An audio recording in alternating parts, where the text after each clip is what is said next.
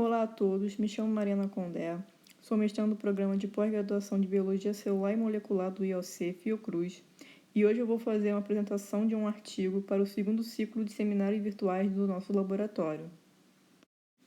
E o artigo escolhido retrata sobre a análise de atividades larvicidas residuais de quinonas contra o Aedes aegypti.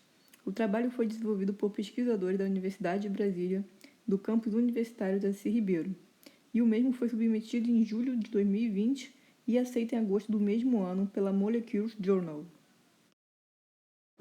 O mosquito Aedes aegypti é responsável pela transmissão de uma variedade de agentes patogênicos responsável pela geração de doenças no homem. A incidência mundial de dengue aumentou em 30 vezes nas últimas 3 décadas, sem contar os surtos regionais de outras arboviroses provenientes desse vetor, que ocorrem em sua maioria em países tropicais e subtropicais. E apesar do desenvolvimento de vacinas contra os sorotipos da dengue, apenas a vacina contra a febre amarela está bem estabelecida, sem contar que não estão disponíveis tratamentos medicamentosos específicos para dengue, chikungunya e zika vírus. Por isso, o modo de controle do vetor continua sendo a ação preventiva mais eficaz contra as doenças arboviroses. Bom, e segundo a OMS, a Organização Mundial da Saúde, o controle do vetor deve ser integrado, ou seja, com foco tanto no estágio imaturo, que correspondem aos ovos, larvas e pupas, quanto ao estágio adulto desse mosquito vetor. A Organização Mundial da Saúde ainda classifica o controle do vetor em 3 estratégias amplas, sendo a primeira delas o controle biológico, que consiste na empregação de predadores naturais contra as larvas do Aedes aegypti, como, por exemplo, pequenos peixes e bactérias. Já o controle ambiental, ou mecânico, consiste na eliminação ou redução ativa dos criadores desse mosquito, por meio da promoção da conscientização. E, por fim, temos o controle químico, que envolve o uso de inseticidas contra larvas ou formas adultas desse mosquito vetor. Bom, ainda falando sobre o controle químico, nos últimos anos, o uso de inseticidas em programas de controle de pragas agrícolas em todo o mundo resultou não somente em danos ambientais, como também na resistência a inseticidas, sem mencionar os efeitos letais em organismos não-alvo. E, consequentemente, novos produtos químicos, incluindo extrato de plantas, estão sendo investigados. Neste contexto, inseticidas à base de produtos naturais podem ser uma alternativa aos inseticidas sintéticos usados atualmente, pois além de serem degradados mais facilmente, são menos tóxicos para os humanos. Contudo, mesmo sendo promissor, a pesquisa de inseticidas de base natural é muitas vezes limitada à escala laboratorial, faltando estudos relatados de sua aplicação em um ambiente de campo. Então, a partir deste contexto, a busca para o desenvolvimento de novos larvicidas é essencial saber a extensão dos efeitos residuais de seus compostos, a fim de determinar a frequência de aplicação necessária para atingir a eficácia do controle vetor, onde o efeito residual é a quantidade de tempo que a amostra permanece ativa. Então, neste estudo, se avaliou a atividade larvicida e pulpicida de um total de 31 compostos de quinonas, sendo 3 compostos provenientes do extrato de acetato de etila de madeira da raiz de Conarius tuberosus, junto com 28 quinonas de outras fontes. O Conarius tuberosus é uma planta nativa do Cerrado brasileiro, onde é conhecida popularmente como araruta do campo ou mata-cachorro, que apresenta casca espessa e cortiça, com ramos tortuosos e pilosidade densa. Então, recapitulando, este estudo tem como objetivo avaliar principalmente as atividades larvicidas e pulpicidas de um total de 31 compostos de quinonas isolados tanto de um extrato de Conarius tuberosus juntamente com quinonas de outras fontes, e também avaliar o parâmetro de atividade residual de 4 quinonas provenientes dessas análises e ensaios de laboratório pela primeira vez. E, além disso, conduziu um ensaio de residualidade de campo em pequena escala e discutiu os requisitos das estruturas de quinonas em relação à atividade larvicida contra o Aedes aegypti. Então, entrando na parte de metodologia, de acordo com os autores, Conarius tuberosus foi coletado em 2010 na área de Lagoa Formosa, Planaltina, no Distrito Federal. E a identificação da amostra do material foi realizada posteriormente por um botânico, o professor Elias de Paula.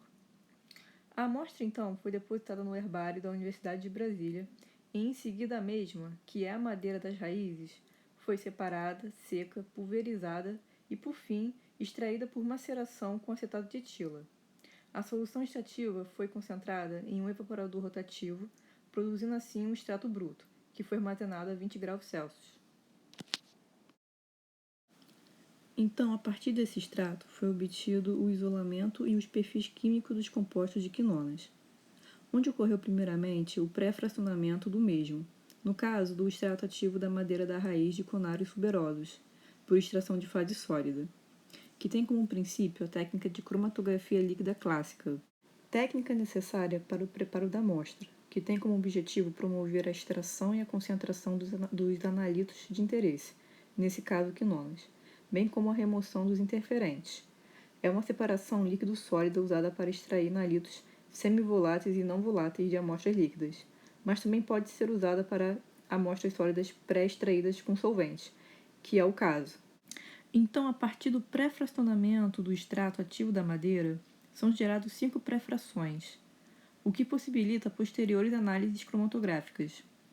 A cromatografia líquida de alta eficiência tem sido bastante utilizada na análise de quinonas de acordo com a literatura, permitindo tanto a separação e identificação desses compostos quanto acoplada à espectrometria de massas e também ao espectrômetro de ressonância magnética nuclear, respectivamente.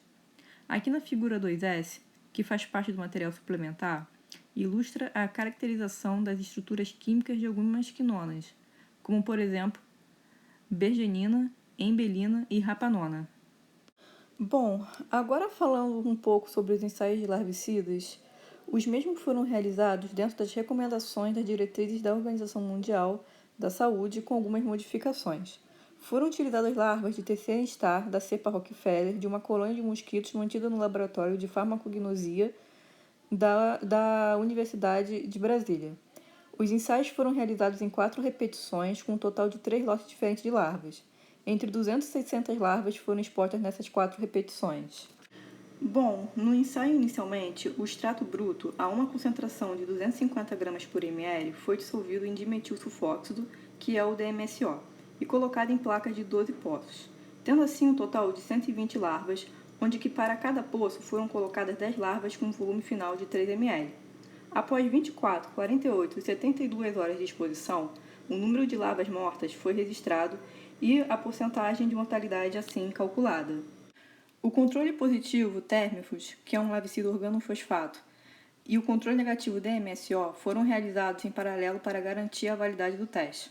Todos os compostos foram inicialmente testados a 25 gramas por ml, com valores de LC50, determinados para aqueles com porcentagem de mortalidade a 80% após 24 horas. Já para compostos com porcentagem de mortalidade menor que 80% após 24 horas, apenas a porcentagem da mortalidade a 25 gramas por ml foi relatado, como mostra a figura 1 a seguir. Então, aqui temos a figura 1, que mostra os resultados preliminares das atividades larvicidas, onde as atividades das 31 quinonas foram medidas após 24 e 48 horas. E como podemos reparar, 8 compostos foram selecionados por obterem resultados mais ativos, que no caso são dos compostos do 2 ao 9. A partir dessa análise, então, os mesmos foram submetidos a uma curva dose-resposta para determinar os seus valores de LC50 e LC90, que está sendo representada na tabela 1. Bom, nesse slide, ele ainda é a continuação da figura 1. Como a imagem era muito grande, eu tive que dividi-la. Bom, mas de qualquer forma, como podemos reparar, nenhum desses compostos, né, no caso os derivados de quinona do 21 ao 31, são ativos, então, consequentemente, não tem nem porcentagem de mortalidade, né, obviamente. Com isso, vamos seguir para a tabela 1.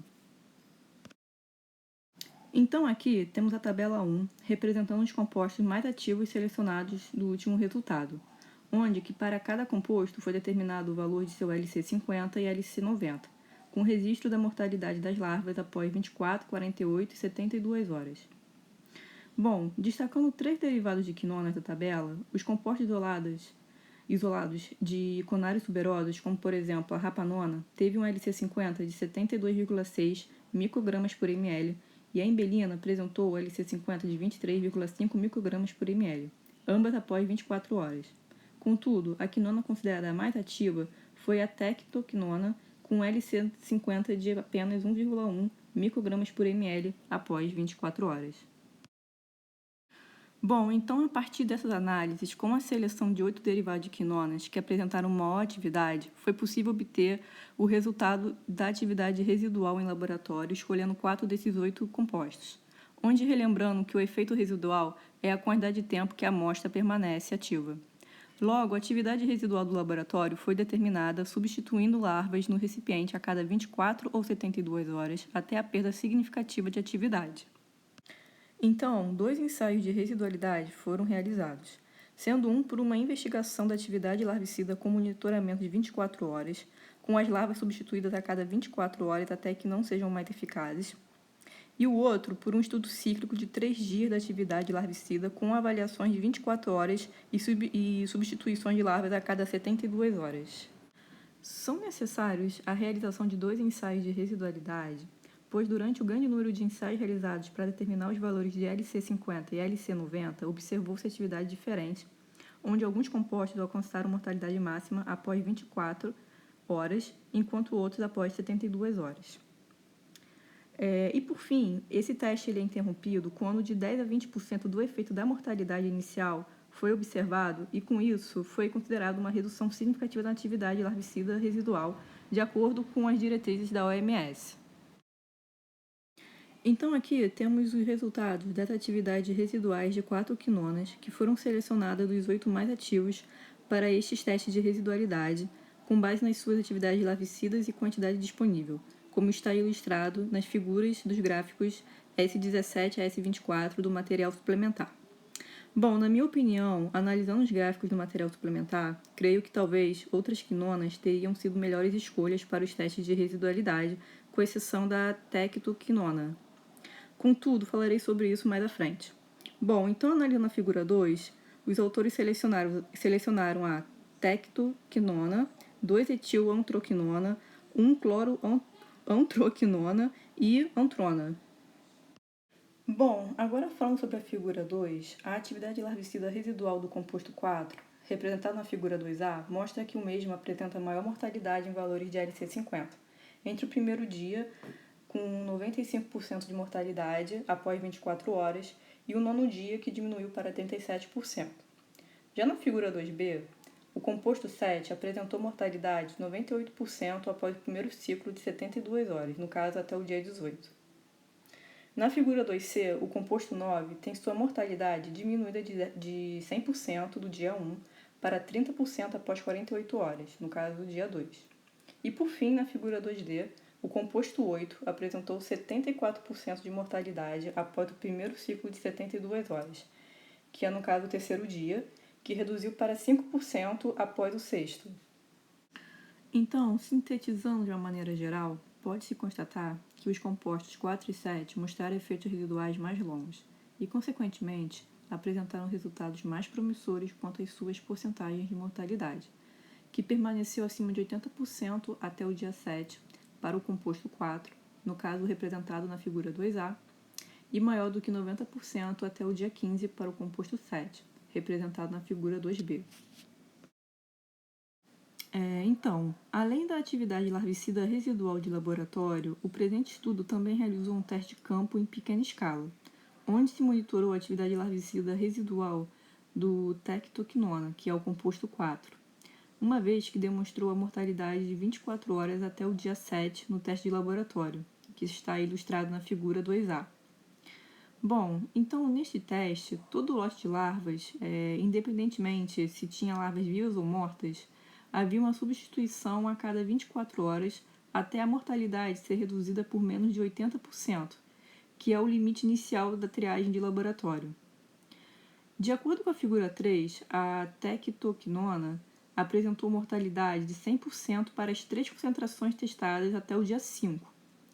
A mortalidade das larvas diminuiu 20% no dia 6, e com isso o teste foi interrompido.